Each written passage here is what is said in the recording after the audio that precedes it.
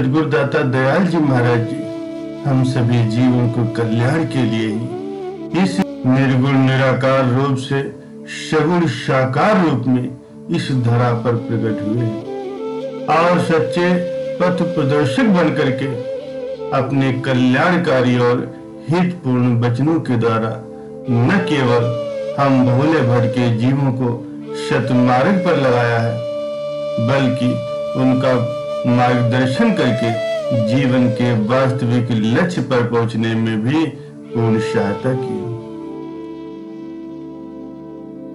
श्री महाराज जी फरमाते हैं कि जीव के नाम और रूप कृत्रिम और क्षणभंगुर है।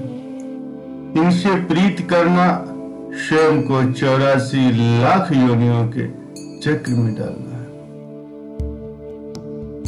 यदि दृष्टि को इनसे अर्थात नाम और रूप से ऊपर उठा लिया जाए तो केवल एक जात जो कि सत्य है, नित्य है, वही शेष रह जाती है। संसार में जितने भी प्राणियों के नाम और रूप हैं, ये सब शरीर के ही नाम और रूप हैं, इसलिए ये सब झूठ है।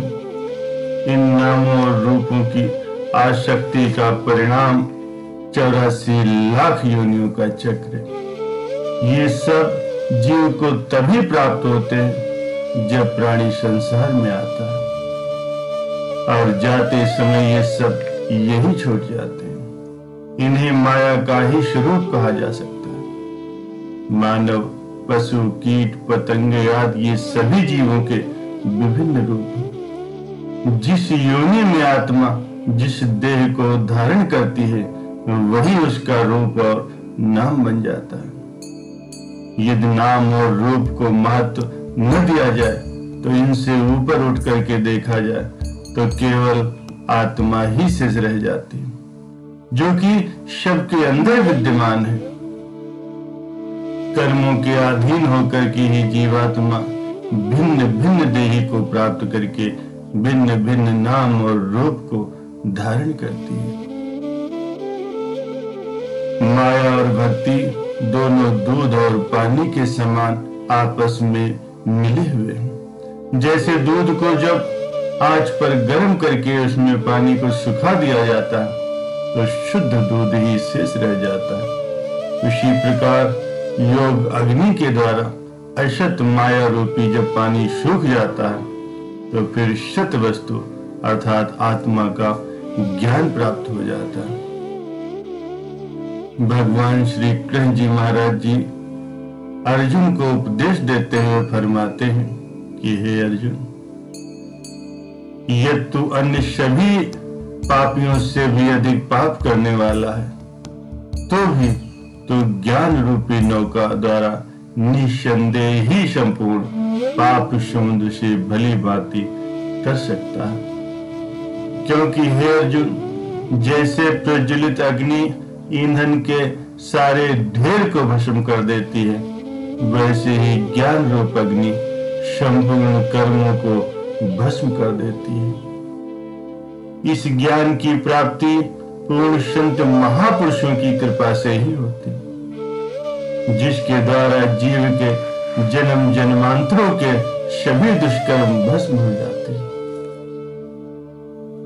महापुरुष ही आत्म स्वरूप को दर्शाने वाले हैं। सभी महापुरुष और संत महात्मा यही उपदेश देते हैं कि यह सारा संसार ही माया का पसारा है, इसलिए इसमें अपने चित्त को फंसाना कदापि उचित नहीं।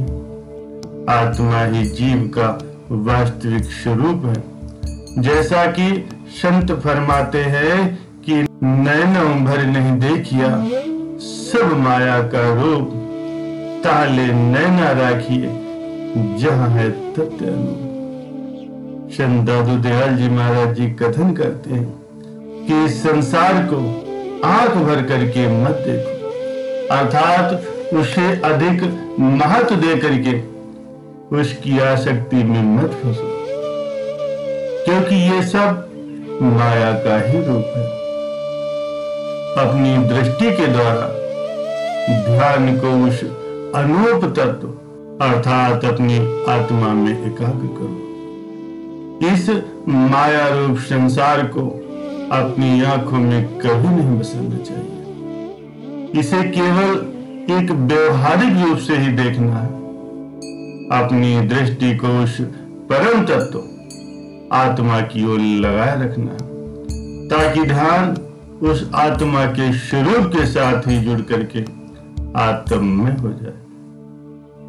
किंतु ऐसा तभी हो सकता है जब जीव भक्ति और माया के पारखी संत महापुरुष से इसका ज्ञान प्राप्त करता है। जब आत्मा का बोध हो जाता है तब जीव को यह पता चलता है कि उसका वास्तविक स्वरूप क्या है।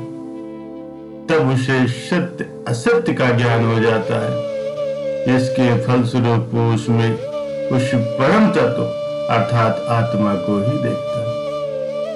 इसीलिए संत फरमाते हैं कि छलावा छल जाएगा, सपना बाजी सोए, दादू देख न भूलिए, यह निज रूप न हो। संत दादू दयाल जी महाराज जी फरमाते हैं कि ये संसार स्वप्न की भांति एक छलावा मात्र है और जीव को शीघ्र ही छल लेता है। इसलिए इस संसार को देखकर ये कभी नहीं भूलना चाहिए कि ये उसका वास्तविक रूप नहीं है। यदि मानव जन्म इस छलावे में ही बीत गया तो फिर 84 लाख योनियों के अतिरिक्त जीव के कुछ भी हाथ नहीं आएगा। इसलिए महापुरुष फरमाते हैं कि एक वस्तु के नाम बहु, लीजे वस्तु पिछाड़, नाम पक्ष नहीं कीजिए, सार तत्व ले जाए।